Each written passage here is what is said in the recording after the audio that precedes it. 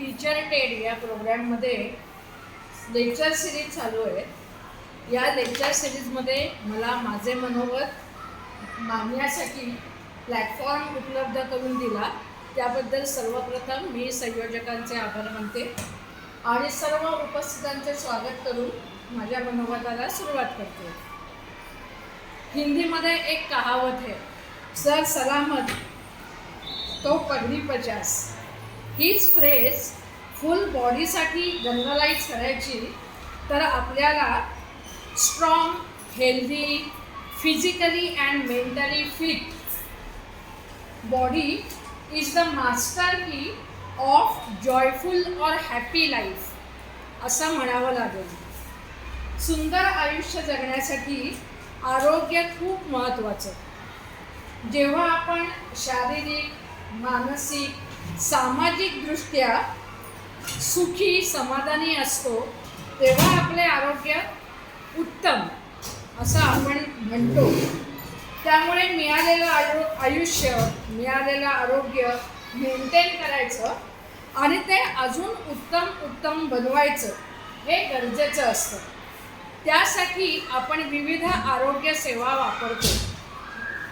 आरोग्यविषयक सेवा पुरवणाऱ्या विविध पॅथीज, व्हेरियस पॅथीज अवेलेबल आहेत. यात ॲलोपॅथी, आयुर्वेद, योग, सिद्ध, नॅचरोपॅथी, होमिओपॅथी अशा बहुविध पद्धतींचे ऑप्शन्स आपल्याकडे अवेलेबल आहेत. काही एशियन कंट्रीज सोडल्या, फॉर एक्झाम्पल भारत, चीन, जपान, ज्यांना स्वतःची अशी पारंपरिक ट्रॅडिशनल उपचार पद्धती आहे, असे काही देश सोडले तर बाहेरच्या बहुसंख्य देशांमध्ये ॲलोपॅथीवरच जास्ती भर आहे. आणि मग ॲलोपॅथीमधली ट्रीटमेंट संपली, त्याची औषधं संपली, ती निष्प्रभ झाली की सगळं संपलं असं त्या देशांमध्ये होतं. या दृष्टीने आपण इंडियन खूप लकी आहोत. आपल्या इंडियामध्ये असंख्य प्रकारचे ऑप्शन्स अवेलेबल आहेत. एखादी पॅथी आपण स्वीकारली आहे आणि त्याचे डायव्हर्स इन्फ्लुएन्स लक्षात यायला लागले तर आपण एका पॅथीकडून दुसऱ्या पॅथीकडे पण स्विच ओव्हर होऊ शकतो. ही आपल्या इंडियाची खासियत आहे. It happens only in India. आणि म्हणून मी स्वतः भारतीय आहे याचा मला गर्व पण आहे आणि अभिमानही आहे. भारतात अवेलेबल पॅथीजपैकी आयुर्वेदाबाबत मी माझे विचार आज सर्वांसोबत शेअर करणार आहे. आयुर्वेदाला आयुर्वेद चिकित्सा असंही म्हणतात. ही एक 100% भारतीय पारंपरिक पद्धती आहे. 100% इंडियन ट्रॅडिशनल मेडिसिन सिस्टीम आहे. आपण भारतीय ही चिकित्सा पद्धती वापरतोच. आपल्याकडे नॅशनल लेवलवर आयुष सारखी मंत्रालय कार्यरत आहे. तळागाळापर्यंत आयुर्वेदिक सेवा पुरवावी म्हणून सेंट्रल गव्हर्नमेंटने MO, RMO residential medical officers या सगळ्या पोस्टवर लीगली आयुर्वेदिक डॉक्टरांच्या अपॉइंटमेंट्सना मान्यता दिलेली आहे. वर्ष 2018 पासून RMO, MO या पोस्टसाठी आयुर्वेदिक डॉक्टरांना लीगली परमिशन मिळाली आहे. 2021 या सालापासून BAMS MD झालेल्या आयुर्वेदाचार्यांना ऑफिशियली सेंट्रल गव्हर्नमेंटने सर्जरी करायची पण परमिशन दिली आहे. इतके दिवस सर्जरीला मान्यता ऑफिशियली लीगली नव्हती, पण आता 2021 ऑनवर्ड्स ती पण मान्यता दिलेली आहे. दरवर्षी राष्ट्रीय आयुर्वेद दिवस अख्ख्या आपल्या देशभर साजरा होतो. दिवाळीत धनत्रयोदशी असते, त्या दिवशी धन्वंतरी दिवस किंवा आयुर्वेद दिवस साजरा केला जातो. 2016 साली पहिला आयुर्वेद दिवस नॅशनल लेवलला साजरा झाला. आता तर AIIA all India institute of Ayurveda दिल्लीमध्ये आहे, कारण आयुषला इतके दिवस स्वतंत्र विभाग म्हणून परमिशन नव्हती. आता आयुषला पण स्वतंत्र मंत्रालय, सेपरेट मिनिस्ट्री अशी परमिशन मिळाली आहे. आणि मग त्यांच्या योजनेअंतर्गत बऱ्याच साऱ्या गोष्टी भारतामध्ये आयुर्वेदिक बेसिसवर सुरू झाल्या आहेत. तर त्यातली पहिली गोष्ट म्हणजे दिल्लीमध्ये पंतप्रधान मोदींच्या हस्ते AIIA हे पहिलं लीगल आयुर्वेदिक, फक्त आयुर्वेदिक राष्ट्रीय कॉलेज इन्स्टिट्यूट सुरू झाली. इतके वर्ष ISMH ह्या अंतर्गत आयुषचं काम चालायचं, पण आता आयुषला सुद्धा स्वतंत्र मंत्रालय, सेपरेट मिनिस्ट्री म्हणून मान्यता मिळालेली आहे. असा हा आधुनिक काळातला आयुर्वेदाचा फोफावलेला पसरलेला वृक्ष. मुळात सृष्टी जेव्हा उत्पन्न झाली तेव्हाच आयुर्वेदाचा उदय झाला असं मानतात. सृष्टी, जीवन, आयुर्वेद हे सर्व समकालीन आहे. हे सर्व पूर्णतः 100% भारतीयच आहे. ह्याच्यामध्ये कुठल्याही इतर देशांचं काहीही योगदान नाही. भगवान धन्वंतरींना आयुर्वेदाचे जनक मानतात. त्यांना देवांचे वैद्य असंही संबोधतात. म्हणून सर्वप्रथम आपण त्यांना वंदन करू आणि मग पुढे जाऊ. मी ग्रुपवर, दादावाला ग्रुपवर एक श्लोक पोस्ट केला आहे धन्वंतरींचा. सगळ्यांनी आपण तो श्लोक म्हणूया की जेणेकरून आपण सगळ्यांचंच त्यांना वंदन होईल. आपण सगळ्यांनी एकत्र म्हणूया. नमामि धन्वंतरिं आदिदेवं सुरैर्वन्दितपादपद्मकं लोके जरारुग्भयभृत् मृत्युनाशं दातारमीशं विविधौषधीनां. आहे ना? रिपीट करायचं का? नमामि धन्वंतरिं आदिदेवं सुरैर्वन्दितपादपङ्कजं लोके जरारुग्भयमृत्युनाशं धातारमीशं विविधौषधीनां. आता मात्र थोड्या विस्ताराने या विषयाकडे जाऊया. आयुर्वेद याचा शब्दशः अर्थ आयुः अधिक वेद. आयु का वेद? आयु म्हणजे लंबी उम्र, दीर्घायु, आणि वेद म्हणजे विज्ञान. त्याच्यामुळे त्याला जीवनरक्षा संबंधीचे विज्ञान, दीर्घायुका विज्ञान असंही म्हणतात. आयुर्वेदाला आयुर्वेद चिकित्सा असंही म्हणतात. त्याला स्वतःची अशी काही एम्स आणि ऑब्जेक्टिव्ज आहेत. रोग झाल्यावर पुढे काय? त्याच्यापेक्षा मुळात रोग होऊच नये, total prevention of disease. Curation बाजूला राहिलं, पण मुळात रोग होऊच नये ह्याच्यावर आयुर्वेदामध्ये जास्ती भाष्य आहे, जास्ती सविस्तर माहिती आहे. मुळात रोग होऊच नये, आणि रोग झाला तर तो पूर्णपणे बरा करायचा, सप्रेस नाही करायचा. टोटल क्युरेशन याच्यावर आयुर्वेद जास्ती काम करतो. आयुर्वेदातील चिकित्सा पद्धती, लाईन ऑफ ट्रीटमेंट, ही ॲलोपॅथिक ट्रीटमेंटपेक्षा पूर्णपणे वेगळी आहे. शरीराची प्रतिकारशक्ती क्षमता मजबूत करण्याकडे आयुर्वेदात जास्त फोकसिंग आहे. रोगाशी लढण्यापेक्षा शरीराचे स्वास्थ्य टिकवण्याचं याच्यावर आयुर्वेदात जास्ती भर आहे. सुखी जीवनासाठी, उत्तम आरोग्यासाठी आपली फिजिकल आणि मेंटल तंदुरुस्ती खूप महत्त्वाची.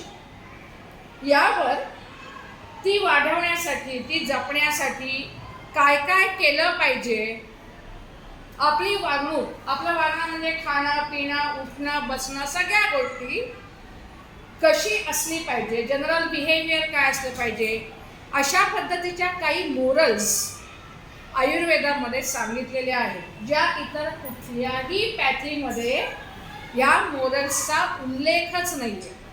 कुठलीही पॅथी इतर वैयक्तिक तसेच सामाजिक जीवनात वावरताना आपण कसं वागलं पाहिजे याची पूर्ण तपशीलवार माहिती आपल्याला आयुर्वेदामध्ये मिळते. अगदी प्राथमिक गोष्टींपासून या आयुर्वेदामध्ये विवेचन केलेलं आहे.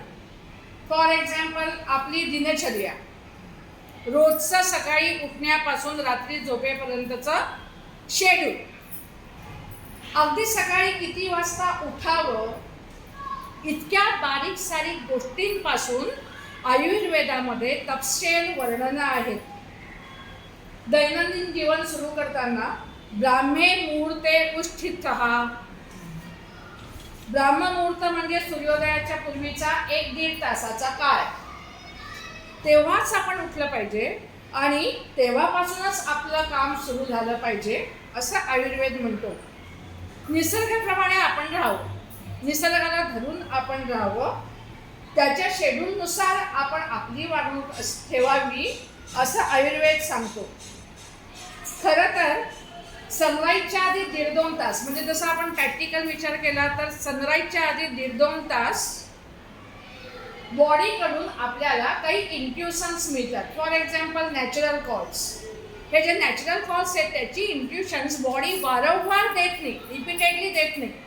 साधारण बॉडीकडून नॅचरल कॉल्सची इंट्युशन्स 1.5 ते 2 तास सूर्योदयापूर्वी ही मिळतात आणि आपण तो काळ जर झोपेत घालवला तर ती इंट्युशन्स येऊन जातात, झोपेतच निघून जातात आणि मग आपल्याला ते काही कळतच नाही. आणि मग नंतर पोट बिघडणे, अपचन, कॉन्स्टिपेशन, हे सगळे एक एक विकार सुरू होतात आणि त्याच्यामुळे रोगाला निमंत्रण आपण देतो. कारण बॉडीला सुद्धा एक ठराविक पद्धतीनेच दिली जायची पद्धत आहे. त्यामुळे ह्या गोष्टी म्हणजे लवकर उठून काय करायचं, काय होतंय उशिरा होतं तर काय लवकर उठून काम करायचे, ह्याच्यासाठी आपण लवकर उठायचं नाही आहे. निसर्गाबरोबर आपली बॉडी ट्यून व्हावी, आपण निसर्गाचाच एक भाग आहोत, यासाठी निसर्गाला धरून राहावं. म्हणून ह्या गोष्टी जर आपण पाळल्या केल्या तर याचा नक्की आपल्याला फायदा होईल. याप्रमाणे दैनंदिन काम करताना आपला पेहराव कसा असावा, ऋतूनुसार पेहराव, ड्रेसिंग अप आपलं कसं असावं, बाहेर जाताना पायात चपला घालाव्यात, बाहेर पडताना संपूर्ण रॅपिंग करावं, आपलं कपाळ आणि कान हा सगळा भाग पूर्णपणे वेस्टर्न करावं, शिरो वेस्टर्न म्हणतात त्याला. ते रॅपिंग करूनच घराच्या बाहेर पडा, चपला घालून घराच्या बाहेर पडा. आपल्या सगळ्या सुरक्षिततेसाठी ह्याच्यावर पूर्णपणे भाष्य आहे. तिसरा गोष्ट सांगायची म्हणजे आपल्या शरीराच्या काही नैसर्गिक प्रवृत्ती असतात. शिंक येणे, खोकला येणे, त्याला वेग असं म्हणतात. आता ह्या काही काही टर्म्स आहेत, त्याला कुठलेही मला हिंदी किंवा इंग्लिश पॅरलल वर्ड्स काही मिळाले नाहीत म्हणून मी आहे तसेच शब्द सांगते. पण हे जे वेग आहेत त्यांचं धारण कधी करायचं नाही, होल्ड कधीही ती गोष्ट करायची नाही. समजा मला शिंक येते पण मी सामाजिक सोशल प्लेसमध्ये आहे, तर आता शिंक कशी देऊ, मग आपण तोंडाने शिंक देतो किंवा ती शिंक सप्रेस करून टाकतो. पण असं केल्यामुळे इतर विकार डेव्हलप होत जातात. त्यामुळे कुठलेही वेग जे शरीराकडून आपल्याला मिळतात नैसर्गिक, ते कधीही होल्ड करायचे नाही. याच्यावरही आयुर्वेदामध्ये मोठी मोठी भाष्य आहेत. आपण खूप कमी पुस्तकं वाचतो त्यामुळे आपल्याला ह्या गोष्टी माहिती नाही आहेत. तर हे वेग कधी धारण करू नयेत, नाही तर त्याच्यामध्ये हार्ट अटॅक, लंग्सची कॅपॅसिटी कमी होणं, किडनी स्टोन होणं. समजा आपण नॅचरल कॉल बाथरूमला गेलो नाही, सप्रेस करून ठेवलं, होल्ड करून ठेवलं, काही दिवसांनी किडनी स्टोन किंवा किडनीचे प्रॉब्लेम्स डेव्हलप व्हायला ॲटोमॅटिक सुरुवात होते. तेव्हा ह्या गोष्टी करू नका असं आयुर्वेदामध्ये स्पष्ट उल्लेख आहेत. आहार आहाराविषयी सुद्धा त्याच्यामध्ये रेग्युलेशन सांगितली आहे. भूक लागली असेल तरच खा, जे आपल्याला पचेल ते खा.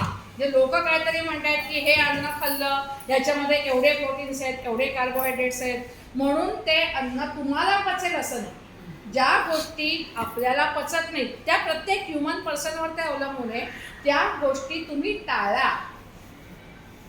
सांगितलंय म्हणून ते खा असं करू नका. भूक लागेल तरच खा, जे पचेल तेवढं का तेच खा. समजा तुम्हाला भूक लागली आहे तर त्या पोटाचे स्टमकचे 3 पार्ट्स करायला सांगितले. त्यातले 2 पार्ट्स पूर्ण भरलेले आणि 1 पार्ट हा कायम रिकामा असला पाहिजे. म्हणजे तुम्ही जे जेवाल तेवढी जेवायची, परत तुमची जेवण झाल्यानंतर कपॅसिटी शिल्लक राहिली पाहिजे, एवढंच एका वेळेला खा असं आयुर्वेदामध्ये सांगितलेलं आहे. शक्यतो सूर्यास्तानंतर खाऊ नका, पण या गोष्टी आता काही पाळणं शक्य होतं असं नाही, पण ह्याही गोष्टींचे उल्लेख आहेत. तहान लागली तरच पाणी प्या, म्हणजे दर दिवशी 4 लिटर पाणी पोटात गेलंच पाहिजे, 4 लिटर लिक्विड पोटात गेलं पाहिजे असं कुठेही रूल रेग्युलेशन नसतो. कारण पाणी ही आपल्या शरीरासाठी फॉरेन बॉडीच झाली. जर ती फॉरेन बॉडी आपला शरीरातला अग्नी, आपल्याला पण स्वतःला अग्नी आहे ना शरीरामध्ये, तो जर पचवूच शकला नाही तर ती बाकीच्यांना ती अमृत आहे, पण तेच ऑब्जेक्ट आपल्यासाठी काय झालं, पॉयझन झालं, हजार्डस झालं. मग जे आपल्याला पचतंय त्या पद्धतीनेच तुमचा आहार ठेवा असं आयुर्वेदात सांगितलेलं आहे. रोजच्या दिवसभरात सीझनलमध्ये पण याची वर्णनं आहेत. आयुर्वेदामध्ये कुठेही मांसाहार वर्ज्य नाही, असा कुठेही उल्लेख नाही आहे की मांसाहार करू नये. पण ऋतुमानानुसार कुठल्या प्राण्याचं मांस खावं, कुठल्या पक्ष्याचं मांस खावं हे त्यांनी दिलेलं आहे. त्याचं पालन करणं गरजेचं, म्हणजे आपल्याला त्रास होणार नाही. काही गोष्टी आयुर्वेदात पूर्ण टाळायला सांगितल्या. फॉर एक्झाम्पल, रात्री दही खाऊ नये. समजा रात्री दही खायची वेळ आली तर त्याच्यामध्ये साखर मिसळूनच दही साखर खावं. काही गोष्टी ज्या विरुद्ध आहेत एकमेकांच्या, दूध आणि केळं फॉर एक्झाम्पल, तर अशा विरुद्ध गोष्टी ज्यांचे गुणधर्म वेगवेगळे आहेत अशांचं सेवन लाईफ लॉंग कधीही करू नये असंही सांगितलेलं आहे. कारण जे पदार्थ एकमेकांच्या विरुद्ध आहेत ते आपण जर खाल्ले तर त्याच्या खाण्याने अपायकारक हजार्डस घटक आपल्या बॉडीमध्ये तयार होतात आणि मग त्या पुन्हा नवीन रोग तयार करण्यासाठी कारणीभूत ठरतात. इतके बारीक सारीक उल्लेख प्रत्येक गोष्टीचे आयुर्वेदामध्ये केलेले आहेत. फॉर एक्झाम्पल, तुम्ही दुधाचा विचार केला तर दुधाचे सुद्धा बरेच ओरिजिन्स आहेत ना, म्हणजे गाईचं दूध, म्हशीचं दूध, माणसाचं दूध, बकरीचं दूध, मेंढीचं दूध, इतके दुधाचे प्रकार आहेत. तर प्रत्येक दुधाच्या प्रकाराचे गुणधर्म वेगळे. काऊज मिल्क, बफेलो मिल्क, या प्रत्येकाचे गुणधर्म वेगळे आहेत. मग आपणच ठरवायचं की मला शरीराला यातलं कुठलं दूध पचायला हलकं आहे ते मी प्यावं. ज्याला दूध पचतच नाही कुठलंच, त्यांनी दूध अजिबात पिऊ नये असं त्यांनी कुठेही सांगितलं नाही की हे इन्ग्रेडियंट्स तुमच्या पोटात गेले पाहिजे. तुम्हाला जे पचेल ते तुम्ही खा. मग ज्याला दूध पचत नाही त्याच्यासाठी ते विष आहे, त्याने आयुष्यभर दूध नाही प्यायलं तरी काही फरक पडत नाही. त्याप्रमाणे दुधापासून तयार झालेले पदार्थ, आता दुधावर जेव्हा प्रक्रिया करतो तेव्हाच त्याच्यापासून नवीन पदार्थ तयार होतात. फॉर एक्झाम्पल, ताक. दुधापासून आपण ताक करतो. असं म्हणतात दह्यापासून ताक करतो, पण दही खाऊ नये. पण ताक हे आरोग्याला अतिशय चांगलं आहे. कुठल्याही सीझनला कायम थोडं तरी गोड ताक रोज प्यावं असं सांगितलेलं आहे. आता खव्यावर प्रक्रिया झाली म्हणून खव्याचे गुणधर्म, ताकाचे गुणधर्म, दह्याचे गुणधर्म, दुधाचे गुणधर्म, प्रत्येकाचे गुणधर्म बदलले. मग आपल्याला जे सोचतंय त्याचं सेवन तुम्ही जरूर करा आणि बाकीच्या गोष्टी तुम्हाला विषसमान आहेत त्या तुम्ही अजिबात खाऊ नका असं आयुर्वेद सांगतो.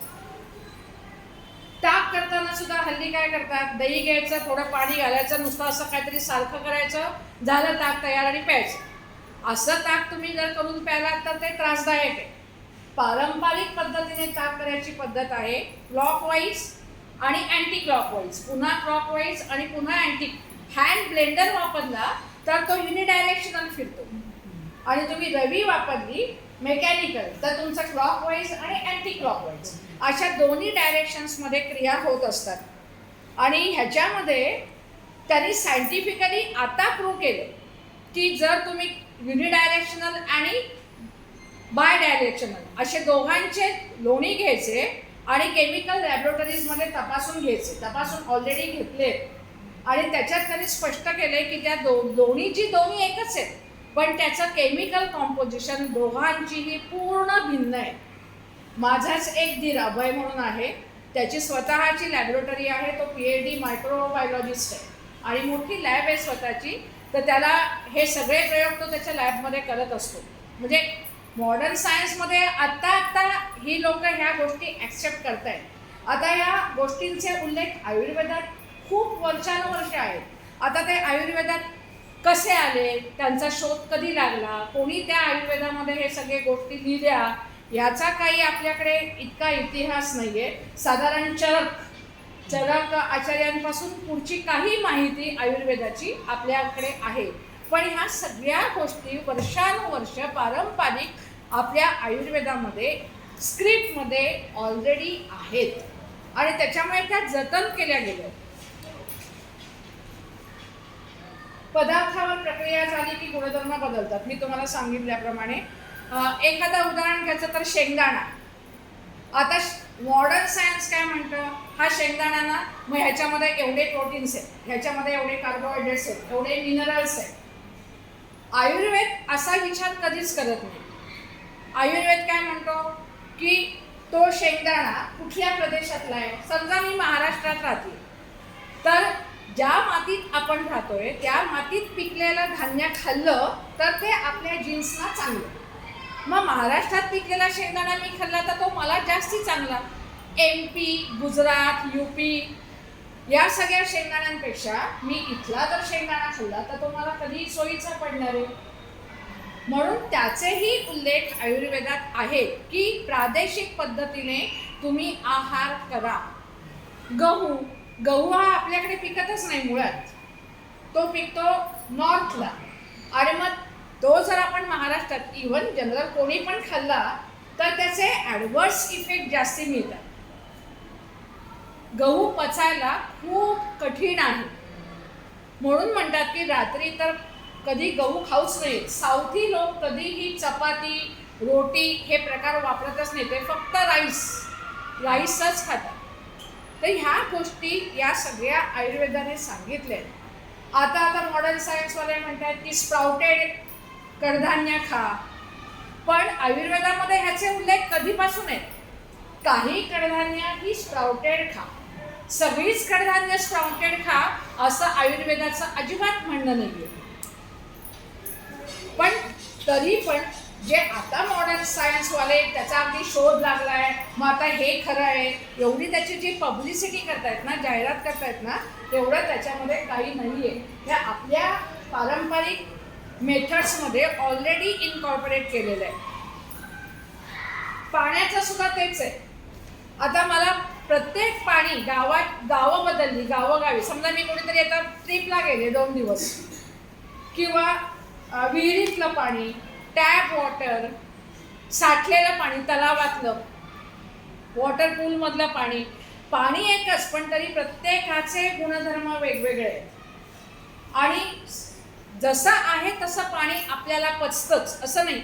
आता मी यंग एजमध्ये आहे तर मला ते पाणी पचतं, पण ज्याला पाणी पचत नाही आहे मग त्याने ते उकळवून प्यावं.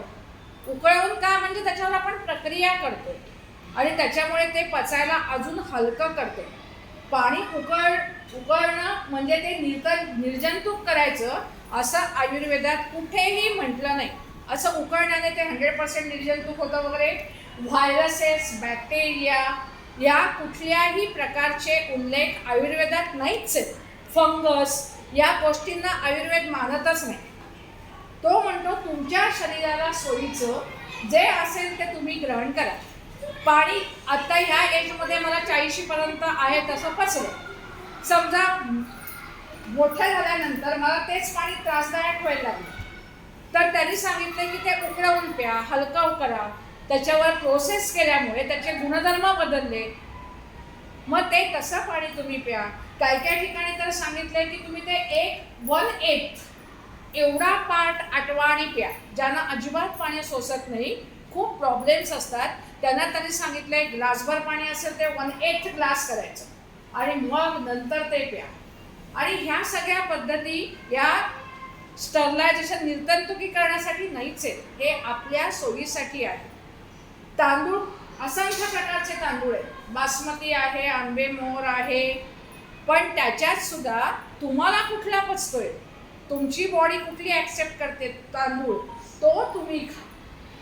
लोक म्हणतात मग ह्याचाच भात चांगला होतो, ह्याचाच पुलाव असला पाहिजे, अशा पद्धतीने तुम्ही तुमचं बिहेवियर ठेवू नका. तांदूळ सुद्धा कच्चा खावा का शिजवलेला खावा, हे कुठले पदार्थ कच्चे खावे, कुठले पदार्थ शिजवून खावे जे आपल्या शरीराला त्रासदायक आहे. कारण स्वतःच्या शरीरामध्ये एक अग्नी असतो. मग आपल्या शरीराच्या अग्नी ज्या गोष्टी कच्च्या पचवतो, रॉ इनटेक, त्यात आपण कच्च्या खायच्या. आता मला काकडी चालते म्हणून अनिता मॅडमना काकडी सोसेल असं नाही ना. काकडी एकच आहे, पण दोघांची प्रकृती वेगवेगळी आहे. मग मी कच्ची काकडी खाल्ली तर तिने कच्ची खाल्लीच पाहिजे, किंवा अरे हे सगळे पदार्थ बाकी सगळे लोक रॉ खातात, मग मी काय करेन. कुठेही बॉदरेशन घ्यायचं कारण नाही.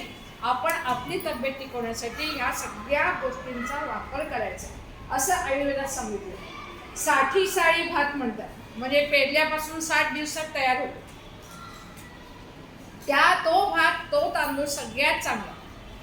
म्हणजे प्रत्येकाची नावं आयुर्वेदात नाही आहेत, पण 60 साळी तांदूळाचे उल्लेख आयुर्वेदामध्ये आहेत. म्हणजे तेव्हापासून ती पद्धत होती.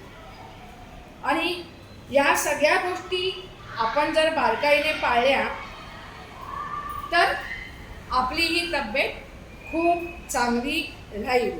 जोपर्यंत त्रास होत नाही तोपर्यंत ह्या सगळ्या गोष्टी ठीक असतात, कच्च्या खायच्या वगैरे. त्रास सुरू झाले की आपणच आपलं डॉक्टर व्हायचं. आपल्याला काय पचतंय, काय चालतंय, अंदाज घ्यायचे आणि त्याप्रमाणे आपला आहार आपण ठरवायचा. हवेचं पण तेच. जसं आपण पाणी पोटात घेतो, अन्न पोटात घेतो, तशी हवाही आपण शरीरामध्ये घेत असतो. मग आपली शरीराची रचनाच अशी आहे, जेव्हा ती फुफ्फुसापर्यंत पोचते तेव्हा त्याचं तापमान, टेम्परेचर बाहेरच्या हवेपेक्षा थोडंसं हाय होतं, इन्क्रीज होतं.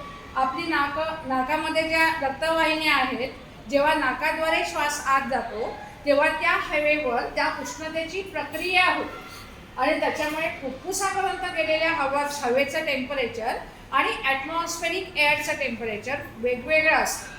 मग ज्याला हे सहन होत नाही आहे, माझी क्षमता कमी झाली आहे, मग त्या माणसाने जर तसंच केलं, फुफ्फुसाची क्षमता त्याची नाही तेवढी स्ट्रॉंग राहिली आहे आणि त्याने तसाच इनटेक घेतला तर दम्याचे विकार सुरू होणारच, न्यूमोनिया सुरू होणारच. कारण की टेम्परेचर मॅच व्हायला पाहिजे. आपल्या बॉडीमध्ये अन्न, पाणी, हवा हे सगळे जे वेगवेगळे इन्ग्रेडियंट्स जातात त्याच्यावर प्रत्येक ठिकाणी प्रक्रिया केली जाते, प्रोसेस केली जाते आणि मग ती प्रोसेस झाल्यावर हे सगळे पदार्थ आपल्याला सुटेबल होत जातात. आणि हे सगळे उल्लेख आयुर्वेदामध्ये आहेत. हे दैनंदिन किंवा ऋतूनुसार झालं. कधी कधी संक्रमित रोग येतात किंवा जागतिक महामारीसारखे, कोरोनासारखे रोग येतात. त्यावेळेला सुद्धा आपली वागणूक, म्हणजे आपण जसं दैनंदिन जीवनामध्ये वागतोय, मग अशा वेळेला पण आपलं बिहेवियर, आपले मोरल्स काय असले पाहिजेत, कसे असले पाहिजेत, ह्याच्यावरही आयुर्वेदामध्ये भाष्य आहे. मुळात रोजच्या व्यवहारात जर आपण रूल रेग्युलेशन्स आयुर्वेदात सांगितलेली फॉलो केली तर मग आपल्याला काही वेगळी काळजी घ्यायची गरजच पडत नाही. कारण घरी आल्यावर हातपाय धुवा, बाहेरचे कपडे बदला, तोपर्यंत स्वयंपाकघरात जाऊ नका किंवा इतर कुठे फिरू नका. हे सगळं आपण रोजच्या जीवनात करतोच आहे. ज्यांना ही सवय नाही त्यांना करोना काळ खूप महाग गेला, खूप कठीण गेला, कारण त्यांना सवयच नाही. बूट घालून तसंच घरात जायचं, मोजे न काढता पाय न धुता सगळीकडे वावरायचं आणि मग त्यांना त्याचं कौतुक वाटायला लागेल, सॅनिटाईज. पण आपण रोज हे सगळं केलं तर सॅनिटायझेशनची गरज नाही, रोजच्या रोज आपण सगळं सॅनिटाईज होतच असतो. तर ह्या सगळ्या गोष्टींचे उल्लेख आयुर्वेदात सांगितले. आणि जर आपण आरोग्य जपण्यासाठी या आयुर्वेदिक तत्वांचा वापर करून जगलो तर आपल्याला रोग शिवणार पण नाही. कुठलाही डिसीज आपल्यावर अटॅक सोडा आपल्यापर्यंत 100% पोचणार पण नाही. पण हा फॉलोअप आपण मात्र ठेवायला पाहिजे. आतापर्यंत रोग होऊ नये ह्याच्यावर आयुर्वेदाने काय सांगितलंय हे आपण बघितलं. या जोडीला रोग झाल्यानंतर काय करायचे, रोगांच्या उपायाकरता याच्यावरही आयुर्वेदामध्ये भाष्य आहे. चिकित्सेचे अनेक प्रकार, लाईन ऑफ ट्रीटमेंट, अनेक प्रकार, अनेक varieties, different types of line of treatments आयुर्वेदामध्ये समाविष्ट आहेत. आयुर्वेद मी असं म्हणत नाही असं की मी कोणतरी सर्वश्रेष्ठ आहे, असं आयुर्वेद कधीच म्हणत नाही. तो सगळ्या शाखांना स्वतःमध्ये समाविष्ट करतो. फॉर एक्झाम्पल धातुशास्त्र, भूगर्भशास्त्र, वेगवेगळी कल्प तयार करतात, औषधं रसायनं तयार करतात. त्याच्यामध्ये केमिस्ट्री आली, पार्टिकल कणादृशी, त्याच्यामध्ये फिजिक्स आलं. नंतर जेव्हा औषधं तयार करतात त्याच्यावर प्रक्रिया केली जाते, पाकशास्त्र आलं. मग औषधं तयार करताना तुमची भांडी कशी किती डायमेन्शनची हवी, ती औषधं कुठे तयार करावी, जागा, आर्किटेक्ट आलं. सगळ्या शास्त्रांचा आयुर्वेदामध्ये समाविष्ट आहे. तो स्वतः मी कोणी सरसतत कधी मानतच नाही. आणि ह्या सगळ्यांचे दाखले की ही सगळी शास्त्र आयुर्वेदामध्ये इन्क्लूड आहेत. अगदी वैदिक पौराणिक काळापासून आपल्याला बघायला मिळतं. असं वैदिक काळाचं उदाहरण घेतलं तर त्यावेळी तत्विद्य संभाष्य किंवा तत्विद्य परिषद म्हणजे कॉन्फरन्सेस, त्या ठिकाणचे वेगवेगळे विद्वान सगळे एकत्र येत होते. अशा कॉन्फरन्सेस त्यावेळेला होत होत्या वैदिक काळात सुद्धा. असे उल्लेख आयुर्वेदामध्ये आहेत. आपल्याला पौराणिक काळातलं तर माहिती आहे, महाभारताच्या वेळेचं नकुल सहदेव जेव्हा युद्ध सुरू झालं तेव्हा सगळ्यांचे काही अवयव तुटले, सैनिकांचे, सैन्यातल्या लोकांचे, योद्ध्यांचे. तेव्हा नकुल सहदेवांनी फार मोठं काम केलं. रिप्लेसमेंट, ऑर्गन नवीन बनवायचे, पहिले रिप्लेस करा किंवा ते ऑर्गन्स एकमेकांना जोडायचे. ॲक्च्युअली नकुल सहदेव हे अश्विनी कुमारांचेच अंश आहेत असं मानलं जातं. म्हणजे हे सगळे दाखले आपल्याला पुराण काळापासून वैदिक काळापासून दिसतात, प्रत्यक्ष दिसतात. त्याच्यामध्ये लपवाछपी कुठे काही नाहीच आहे.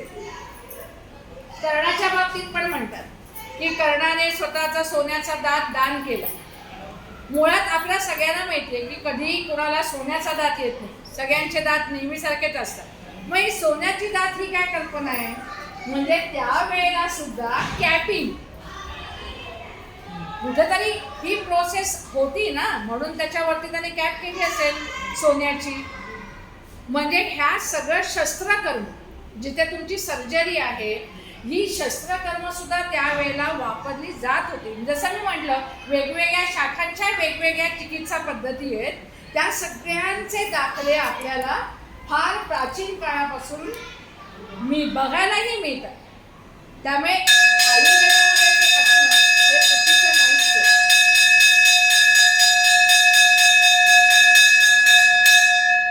आणि मग वेगवेगळ्या पुढच्या काळांमध्ये वेगवेगळ्या आचार्यांनी, चरक आचार्यांनी फक्त वनस्पतीवर फोकस केला. वनस्पतीपासून काही पदार्थ तयार करता येतील याच्यावर केला. माधवाचार्यांनी फक्त डायग्नोसिस एवढ्या विषयावरच विवेचन केलं. नागार्जुनांनी धातुशास्त्र म्हणजे गंधक, सल्फर, मर्क्युरी हे जे आपण टॉक्झिन्स वापरतो त्याच्यावर नागार्जुनांनी काम केलं. म्हणजे त्याच्या वेळेला पण स्पेशालिटी होती.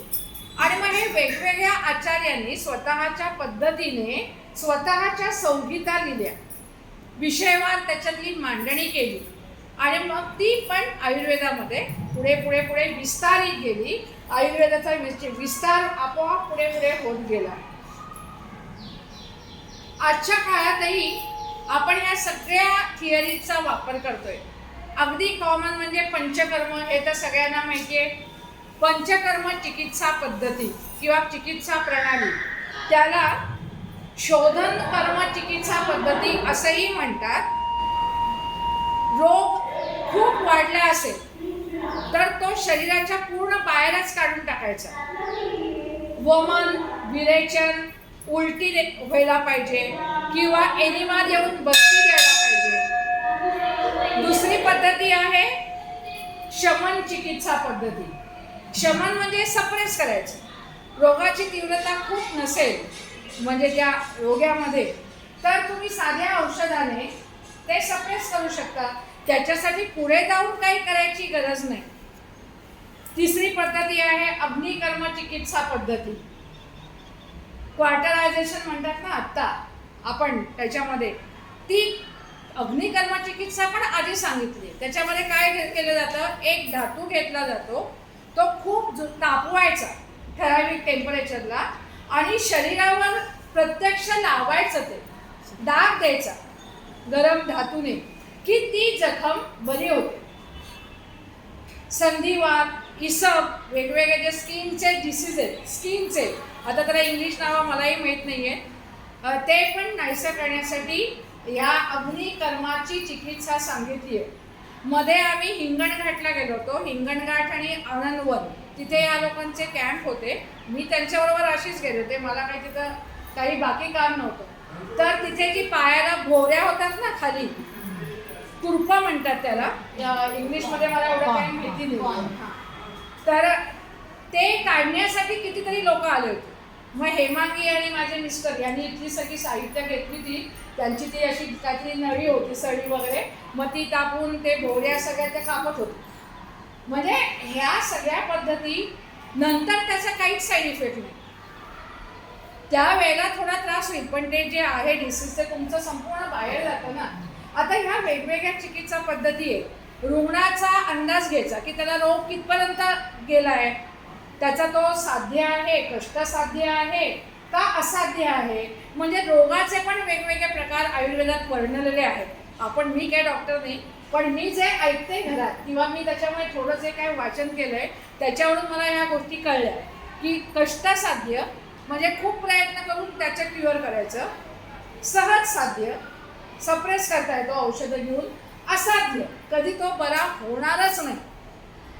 म्हणजे रुग्णाच्या मरणाचे पण अंदाज कसे घ्यायचे किंवा त्याला जगवायचं असेल, त्याच्यावर उपचार करताना जर तो क्युअर होणार असेल त्याचा अंदाज कसा घ्यायचा, आचार्यांच्या दृष्टीने इतकी सुद्धा वर्णनं आयुर्वेदामध्ये आहेत. या सगळ्यांचा वापर आत्ताचे डॉक्टर सुद्धा करतायत.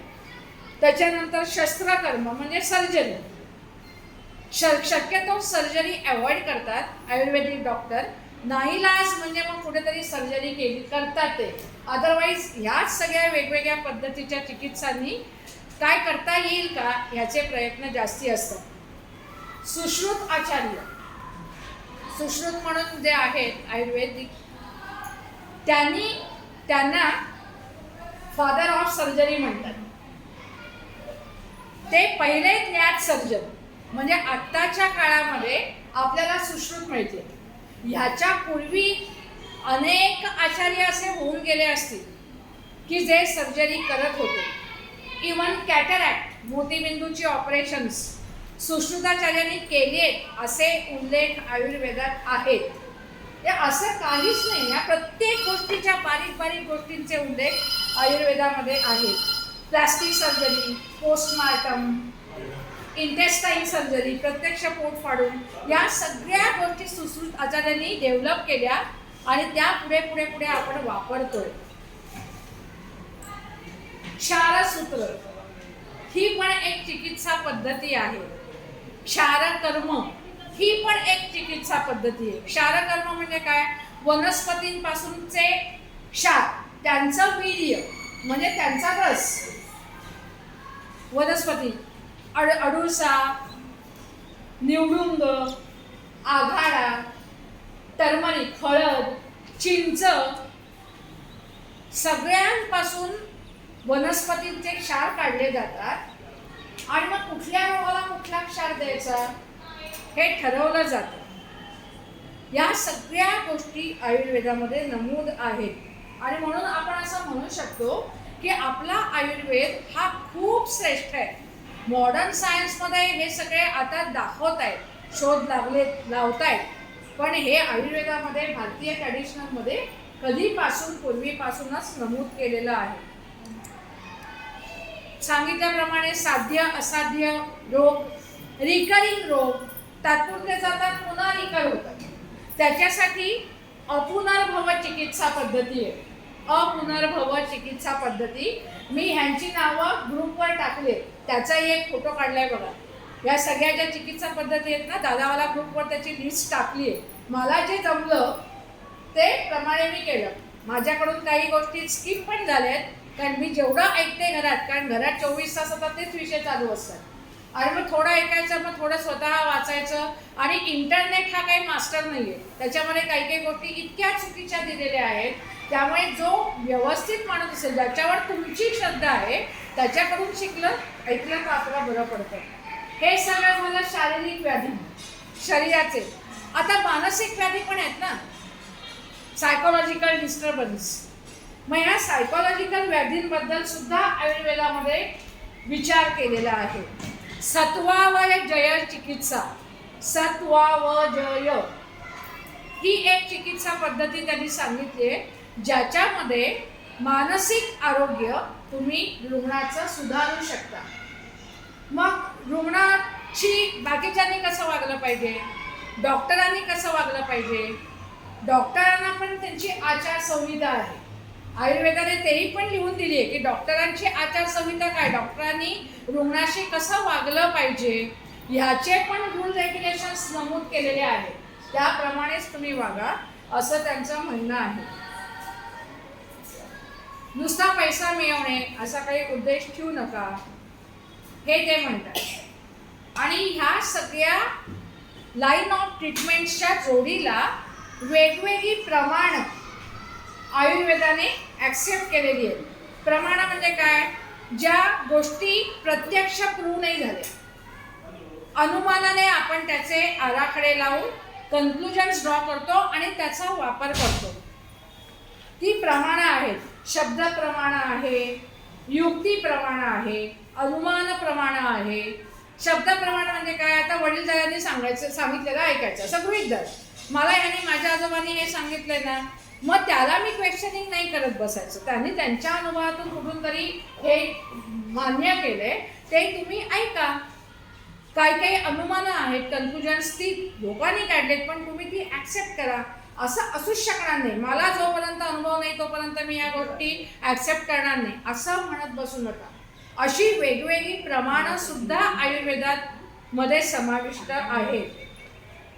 जिथे औषध उपयोगीच पडत नाही, निष्प्रभ ठरतात की आता औषधाने सुद्धा काही उपयोग होत नाही, आता ही डेडलाईन, ह्याच्यापेक्षा वेगळं मी काही उपचार करू शकत नाही, तिथे आयुर्वेद दैव व्यपाश्रय चिकित्सा पद्धती स्वीकारतो.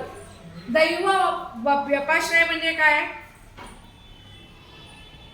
एखाद्या गोष्टीसाठी नवस बोलायचा, एखाद्या गोष्टीसाठी देवाला कुठल्या तरी क्षेत्री देवाला जाऊन दर्शन घेऊन यायचं, एखादा यज्ञ करायचा, एखादा जप करायचा. आपण सगळी सुधारित लोक त्याला अंधश्रद्धा म्हणतो. ॲक्च्युअली अंधश्रद्धा ती नाही आहे, कारण समाजातल्या काही लोकांना या गोष्टी केल्यानंतरही फायदे होत आहेत. आता आपण किती प्रमाणात दुसऱ्याच्या समोरच्याचं ऐकायचं हा आपला आपला भाग आहे, पण दैव व्यपाश्रय चिकित्सा ही सुद्धा आयुर्वेदाने समाविष्ट केलेली आहे. त्याला जशा पॉझिटिव्ह पॉवर्सवर त्याचा विश्वास आहे तसा निगेटिव्ह पॉवर्सवर पण आयुर्वेदाचा विश्वास आहे. त्यामुळे या सगळ्या पद्धती आयुर्वेदामध्ये समाविष्ट आहेत. जाऊ पुढे, जाऊ ना, कंटाळा नाही आला. छान सांगते मला. आता जेव्हा तुम्ही एखादी लाईन ऑफ ट्रीटमेंट चिकित्सा पद्धती फॉलो करता तेव्हा औषधं आली. कारण नुसतीच फिजिकल चिकित्सा पद्धती नाही, त्याच्यामध्ये काही औषधं ही पोटातही घ्यायला सांगितली आहेत. मग औषधांमध्ये रसायनं बनवतात, वेगवेगळी कल्प बनवतात की त्याच्यामुळे तुमच्या शरीरातल्या धातूचं प्रमाण वाढेल अशी कल्प बनवतात. मग काही क्षार प्लॅन्ट पासून तयार करतात आणि काही धातूंपासून तयार करतात. पण धातू वापरताना मात्र जसे आहे तसे ओरिजिनल स्वरूपात वापरले जात नाही. त्याच्यावर 2 प्रक्रिया केल्या जातात, शोधन आणि मारण. या 2 प्रक्रिया धातूवर करतात, तो पूर्ण शुद्ध करून घेतात आणि मग त्याचा वापर करतात. आता औषधात एकाच वनस्पतीचे वेगवेगळी रूपं वापरतात. कधी ओला पाला वापरतात, म्हणजे तुळशीची पानं मी ताजी ताजी काढून आणली, अडुळशाची पानं ताजी ताजी मी काढून आणली, त्याचा वापर केला. कधी कधी त्याच्या रसाचा उपयोग करायला सांगतात, कधी कधी त्याचा काढा करून प्यायला सांगतात, उकळवून घ्या, कच्चं घेऊ नका. कधी कधी त्याच्या टॅबलेट्स गोळ्या बनवतात, कधी कधी आसवं बनवतात, त्याचीच सिरप्स. वेगवेगळ्या फॉर्म्समध्ये तुम्ही ती वनस्पती वापरता.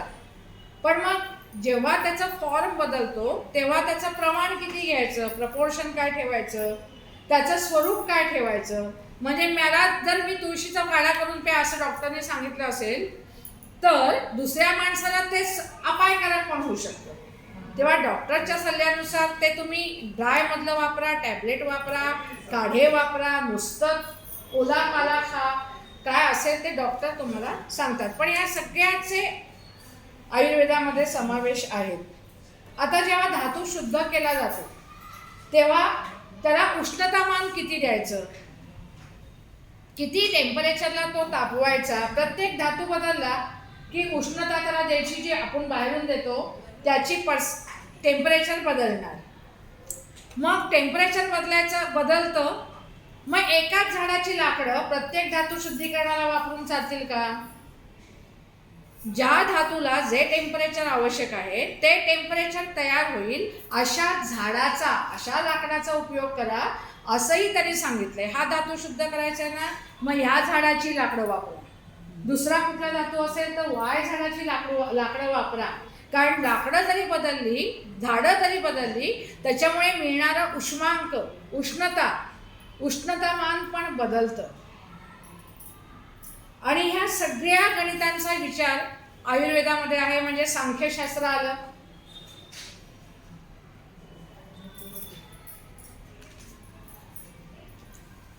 आता वनस्पती तर वापरणार शुद्धता करण्यासाठी.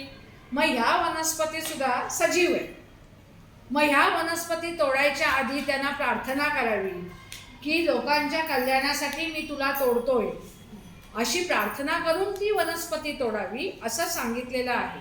आता वनस्पती रात्री तोडावी का सकाळी तोडावी का दुपारी तोडावी, कुठल्या सीझनला कुठली वनस्पती तोडावी, ज्या काळामध्ये त्या वनस्पतीचं वीर्य, रस खूप स्ट्रॉंग असतो, खूप प्रभावशाली असतो, त्या काळामध्ये त्या वनस्पती तोडा असं आयुर्वेदामध्ये नमूद केलेलं आहे. सगळं हे आयुर्वेदामध्ये आहे.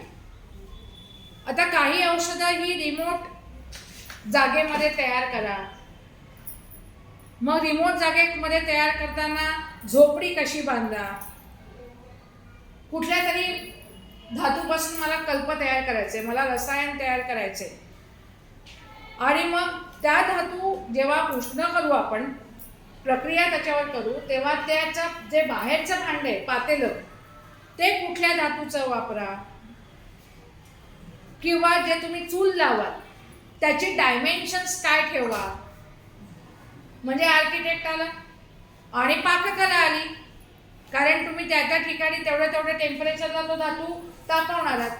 म्हणजे ह्या सगळ्या गोष्टींचा वापर अजूनही आपण करतो. किंवा धातू आता थोडक्यात लहान मुलांना गुटी देतात ना, तेव्हा उगाळतो ना आपण, तेव्हा त्याचे इतके नॅनो पार्टिकल्स तयार होतात.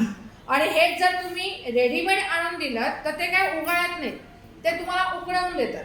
मग उकळल्यानंतर त्याचा सगळा अर्क उतरतोच असं नाही. म्हणून गुटी जास्ती प्रभावी, भस्म जास्ती प्रभावी, की जे थोडं पुरतं. म्हणून रेडीमेड लहान मुलांना गुटी देऊ नका. आपण नाही इलाज आहे, आता आपण नोकरीवाले आहोत, आपण गुटी कुठे उगाळत बसणार, हल्ली आता काही इलाज नसतो, या गोष्टी आपण ॲक्सेप्ट करतोय. पण इतकी बारीक बारीक सारीक प्रत्येक गोष्टीचे उल्लेख आयुर्वेदामध्ये आहेत. त्यामुळे भूगर्भशास्त्र आलं, कुठल्या ठिकाणी जाऊन ते औषध तयार करा, या सगळ्या शास्त्रांचा वापर आयुर्वेद करतो. फक्त माणसासाठी नाही, समस्त सजीवांचा तो विचार करतो. वृक्ष आयुर्वेद, अश्व आयुर्वेद, अशा त्याच्यामध्ये स्वतंत्र शाखा आहेत, ब्रँचेस पण दिलेले आहेत. वृक्ष आयुर्वेदामध्ये वनस्पतींच्या आरोग्याचा विचार आहे. अश्व आयुर्वेदमध्ये प्राण्यांच्या आरोग्यावर विचार आहे. कुठल्या प्राण्यांना काही झालं, कुठला रोग झाला तर कुठला औषधोपचार करावे, अशा वेगवेगळ्या शाखा आहेत. तो समस्त सजीवांचा ह्याच्यामध्ये विचार करतो, फक्त माणसापुरता करून थांबत नाही.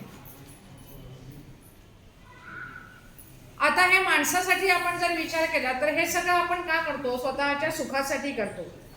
मग ते सुख कुठलंही असेल, वैवाहिक असेल, संतती सुख असेल, मग ह्या सगळ्यांमध्ये गोष्टी ह्या सगळ्या आवश्यक आहेत. मग उत्तम पुरुष कोण, उत्तम स्त्री कोण, कुठली संतती सगळ्यात उत्तम आहे, ह्याचे पण उल्लेख आयुर्वेदात आहे.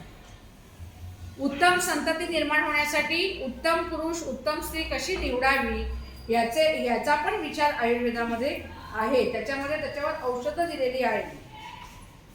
आणि स्त्रियांसाठी खास सांगितलंय त्यांनी, कुमारी म्हणजे कोरफड आणि पिंपळ, या दोघांचा बायकांच्या दृष्टीने स्त्रियांसाठी जास्ती उपयोग होतो. म्हणजे पुरुषांनी ते घेऊ नये असं नाही, पण हे दोन जास्ती करून बायकांनी फायदेशीर आहे. या जोडीला तो व्यायामाचं पण महत्त्व सांगतो. त्याच्यामध्ये व्यायाम कसा करा, करू नका असं नाही, पण तो करताना सुद्धा किती प्रमाणात करा. आपण आपलं वैद्य व्हायचं आणि ठरवायचं की मला कुठल्या लेवलपर्यंत व्यायाम करणं शक्य आहे माझ्या बॉडीला. त्याची सगळी तुम्ही कुठल्या कॉलममध्ये फिट होता ते तुमचं तुम्ही ठरवा. याच्यावर विवेचन आयुर्वेदामध्ये फुल आहे. विवेचन नाही असं काही नाही. आणि म्हणूनच जर आपण आयुर्वेद फॉलो केला तर आपलंही आरोग्य छान उत्तम राहील आणि आपणही सुखी समाधानाने जीवन व्यतीत करू शकतो.